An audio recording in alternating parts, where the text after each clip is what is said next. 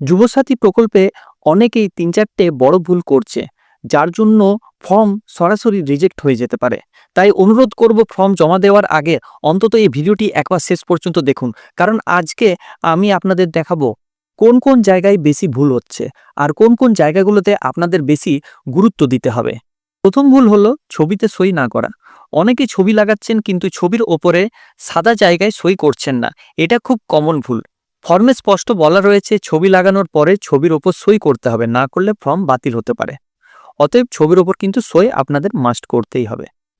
দ্বিতীয় নম্বর যেটা রয়েছে, নাম সবসময় মাধ্যমিকের অ্যাডমিট কার্ড অনুযায়ী লিখবেন, নিজের ইচ্ছা মতো লিখবেন না।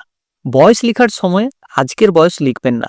1 এপ্রিল 2026 তারিখ অনুযায়ী আপনার বয়স কত হচ্ছে সেটা লিখতে হবে। শুধু বছর লিখবেন, মাস লিখবেন না।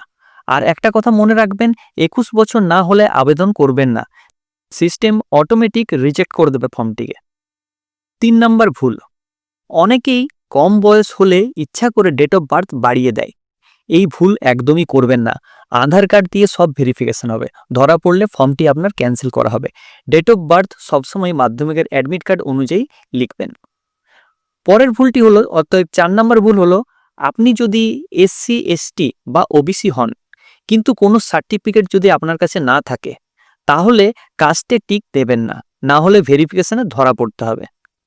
সার্টিফিকেট থাকলেই কেবল টিক দেবেন, না হলে জেনারেল হিসাবে আবেদন করতে পারেন। সেক্ষেত্রে আপনার কোনো অসুবিধা হবে না। সবাই কিন্তু এখানে 1,500 টাকাই পাবে, কেউ বেশি বা কম পাবে না। সো আপনাদের কোনো অসুবিধা হবে না এই পয়েন্টটিতে।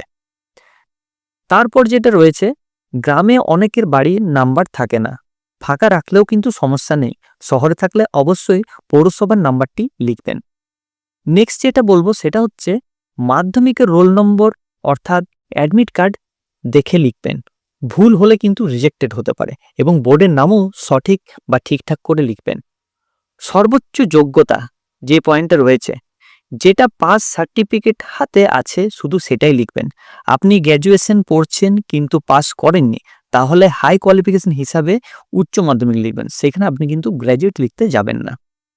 এবারে আসি সব থেকে গুরুত্বপূর্ণ প্রশ্ন, এইখানে সবার ফর্মটি কিন্তু রিজেক্ট হচ্ছে। বর্তমান পেশা কি দেখাবেন? এখানে অনেকেই স্টুডেন্ট লিখছেন। আপনাদের বলে রাখি, স্টুডেন্ট এখানে লিখবেন না, আপনারা লিখবেন আনএমপ্লয়েড। ঠিক আছে, না হলে ফর্ম বাতিল হয়ে যেতে পারে। নেক্সট যেটা রয়েছে সেটা হচ্ছে ব্যাংক অ্যাকাউন্ট। যে ব্যাংক অ্যাকাউন্ট আপনার আধারের সাথে লিঙ্ক আছে সেই ব্যাংকেই দেবেন। ডিবিটি লিঙ্ক থাকা বাধ্যতামূলক।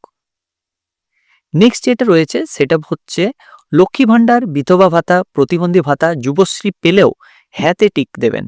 লুকিয়ে লাভ নেই, সরকার সবই কিন্তু দেখতে পায়। কৃষিবন্ধু নিয়ে এখনো চূড়ান্ত নিয়ম আসেনি, তবে সেটাও লিখে দিন। নেক্সট হচ্ছে, সব জেরক্সের নিচে নিজেই সই করবেন বা ভেরিফিকেশনে নিজে সই করবেন, না করলে ডকুমেন্ট ইনভ্যালিড ধরা হবে। নেক্সট হচ্ছে রিসিভ কপি। ফর্ম জমা দেওয়ার পর যে রিসিভ কপি পাবেন তার রেজিস্ট্রেশন নাম্বার ভালো করে দেখে রাখবেন বা লিখে রাখবেন। এটাই ভবিষ্যতের জন্য স্ট্যাটাস চেক করার প্রমাণ। অলরেডি আমি স্ট্যাটাস চেকের জন্য ভিডিও দিয়েছি, আপনার চাইলে সেখান থেকেও দেখতে পারেন। আই বাটনে তার লিঙ্ক দেওয়া রয়েছে এবং ডেসক্রিপশনে তার লিঙ্ক দেওয়া রয়েছে। শেষে শুধু একটা কথাই বলবো, ছোট ছোট ভুলেই ফর্ম কিন্তু রিজেক্টেড হয়। তাই তাড়াহুড়ো না করে ধীরে ধীরে ফর্ম ফিল আপ করুন। ভিডিওটি যদি উপকারে আসে লাইক করবেন, শেয়ার করবেন, আর নতুন হলে সাবস্ক্রাইব করতে ভুলবেন না। সো ভালো থাকবেন, সুস্থ থাকবেন, ধন্যবাদ। আশা করছি এই ভিডিওটা আমাদের ভালো লেগেছে। যদি ভালো লেগে থাকে অবশ্যই চ্যানেলটিকে লাইক, কমেন্ট এবং সাবস্ক্রাইব করবেন, এবং পাশে যে বেল আইকন রয়েছে সেটাকে ক্লিক করবেন নিয়মিত সবার প্রথম সঠিক আপডেট পাওয়ার জন্য। সো থ্যাংক ইউ, ধন্যবাদ এই ভিডিওটা শেষ অবধি দেখার জন্য।